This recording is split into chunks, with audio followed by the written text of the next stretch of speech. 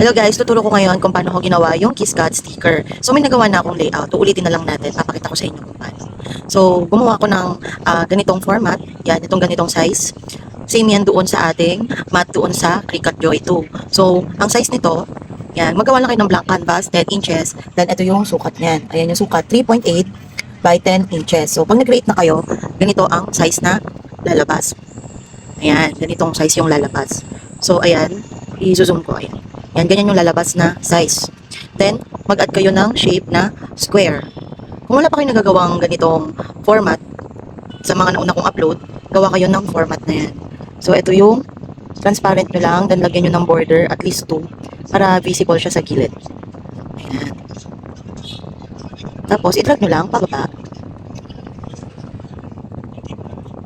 hanggang baba. So hanggang yan, dapat malagyan ng border yung mga gilid. Wala dapat matitirang black yan. Then ang una kong ginagawa, maglalagay tayo ng kulay para dito sa ating unang page. Kaya naglagay muna ako ng kulay. Ito yung i-upload kasi natin kay Cricut. Then upload natin yung sticker na gagawin natin. Ayan. So ayan yung una nating ilalagay na sticker. Yan. So pinagawa to ng friend ko. Remove lang natin yung background. Then upscale nyo para medyo luminaw. Yan. So, kay Cricut kasi, dapat, di ba, may border siya na white, na outline. So, lalagyan natin ng outline to. Edit nyo lang. Lagyan nyo ng outline. Ayan, palitan nyo ng kulay. Ayan, so, ganyan na siya. Ayan na siya. So, magiging ganyan na yan. So, ito din yung ginawa kong layout dito sa una. Ayan, ito yun. So, ngayon, gagamit tayo ng Photoscape. Doon natin ipiprint to kay Photoscape. Hindi natin padadaanin kay Cricut Joy. So, okay. Okay na to. Delete mo lang itong munang delete lang natin itong ginawa ko. So, diba, ito, naglagay ako ng, ito-duplicate nyo lang yan, ipa-plus nyo lang, tapos duplicate. Ito naman, tatanggalan nyo yan ng background ng kulay. So, for example, ito, tapos nyo na itong i-edit. Bigyan natin ito ng outline, since wala pa pala itong outline. Palitan natin ng kulay. Bawasan natin yung intensity. Ayan. Ganyan lang. Ayan. Dapat, walang mga space yan. So, ayan na siya. Then, duplicate nyo lang yung page, then tanggalin nyo yung kulay. Ito naman kasi yung i-upload natin, ipiprint natin kay Photoscape.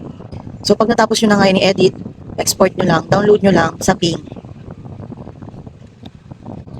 So, ayan, export nyo lang yung naka-zip. Paste nyo lang dito sa labas. So, ito, yung ipiprint natin, ito yung i-upload natin kay Cricut, then ito yung ipiprint natin kay Photoscape. So, open nyo yung Photoscape. Ano yun, loves? Ganyan yun. Sino yan? Yan.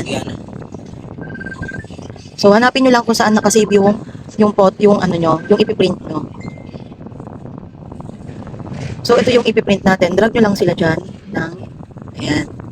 Kiklik nyo pala muna dito yung print. Tapos, palitan nyo yung papel, then yung shell, yung customize. Ayan. Kung hindi pa kayo naka-shell dyan, ito yung size nyan. I-post nyo na lang. Ayan yung size ng Photoscape natin. Ayan. Yan yung size ng ating, yan yung settings. Ayan. So, ipiprint na natin yan. Click nyo lang yung print. Then, kung may settings kayo, piliin nyo lang yung glossy. Tapos, standard, yung high. Double check na kung naka-mirror yan kasi nakaraan naka-mirror ako, di ko napalitan. Then, okay mo lang. Then, print. Habang nagpe-print nga yung ating sticker, yung ating printer, gawa tayo ng layout dito kay Cricut Joy pag nandito na kayo. So, shape lang. Ayan, shape. Tapos, square. Ito kasi yung gagamitin nating tawag doon border kay Cricut Joy. So, palitan nyo yung kulay. Transparent. Ayan, so palitan nyo yung kulay. Gawin yung transparent. Tapos, palitan nyo tong basic cut. Gawin yung pen. Ayan. So, ito, dito sa size, since naka to, papalitan natin to ng size. Ayan, palitan natin 9.652 25.6 to 25. Double check natin. Ayan. So, yan. Dapat ang border nyo sa Cricut Joy 2. So, imi-make lang natin yan para mag-drawing si Cricut Joy. On mat. Then, confirm. Ayan. Then, continue. Click nyo lang to. Ayan. Sis, kaano lang naman siya. Magdodraw lang siya. Tanggalin nyo yung blade. Palitan nyo ng pen.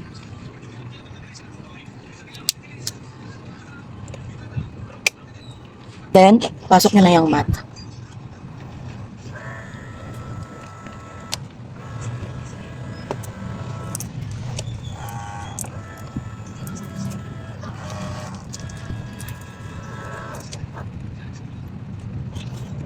Then, unload lang.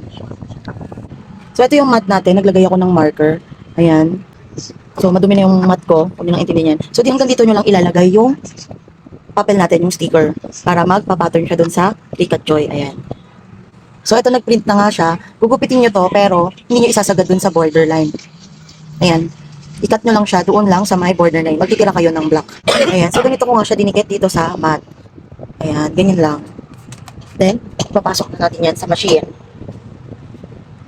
So, balik tayo dito kay Cricut Joy after nung paglagay natin ng mat. Purahin lang natin to. So, upload natin yung ginawa nating may kulay kanina. So, ito yung may kulay.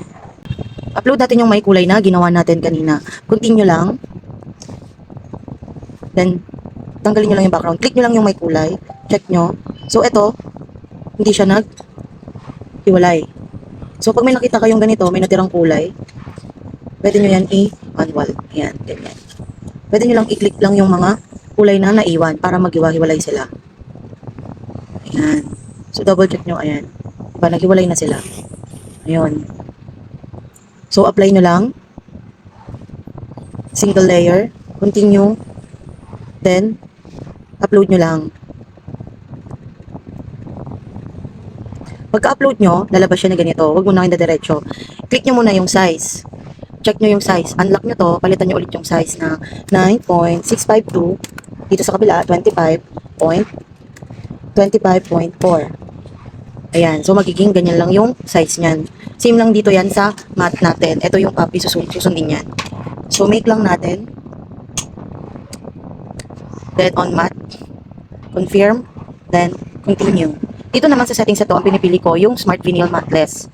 Click nyo lang. Then, default lang yung pressure. Then, pasok nyo na siya doon sa ating cutting machine.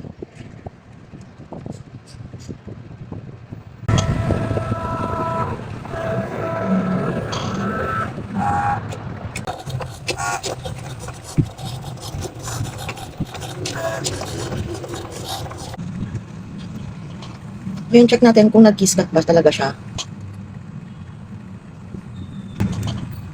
Ayan, nag-kiss cut nga siya. So, tanggalin nyo na lang. Ayan. O, diba? Kita nyo ba yun? Mukhang hindi ko nyo nakita, pero ulitin ko na lang. Ayan. So, ayan nga, nag-kiss cut nga talaga yung ating sticker. Ayan. So, ito yun. Ayan. Ulit natin si Gabi. So, since dalawa yung pinrint ko nito, uulitin lang natin yung process. Ang tip ko sa inyo guys, para hindi siya lumagpas-lagpas yung border niyan, ang gawin nyo, mag-create kayo ng bagong outline, yung bagong, i-upload nyo ng bago, wag yung gagamitin nyo ng, yung pa rin yung outline. Ang ibig ko sabihin, ito, wag nyo na itong gamitin. Kasi hindi yan, di yan magpapattern dun sa cut niya, maglalagpas-lagpas yan. So, delete nyo lang yan. Upload kayo ulit ng bago. Kasi ganun yung nangyari sa akin eh. Then, ito yung na-discover ko. Dapat mag-upload ka ng bago. So, apply lang ulit. Same process lang. Then, continue upload. So, ayan. Ito yung...